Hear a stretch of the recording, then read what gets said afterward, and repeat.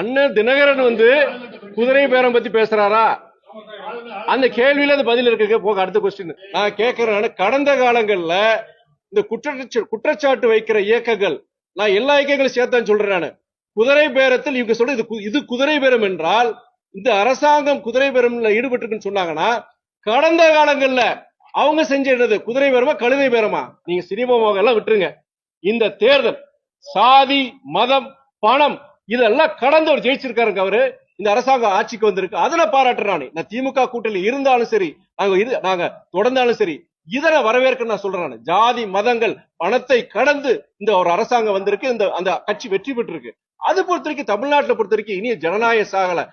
தமிழ்நாட்டுக்கு ஒரு எதிர்காலம் இருக்கு. ஏன்னா நம்ம நினைச்சிட்டு இருந்தோம் இல்லையா, ஒரு எம்எல்ஏ ஆன இத்தனை கோடி சொல்ல போனோம், எம்பி ஆன இத்தனை கோடி சொல்ல போனோம் அப்படின்னு சொல்லும் போது ஒரு புதிய ஒரு நம்பிக்கையை உருவாக்கி இருக்கு இந்த தேர்தல். நான் சகோதரர் விஜயன் மாத்திரம் சொல்லல, நான் தாவேக்கர் மாத்திரம் சொல்லல.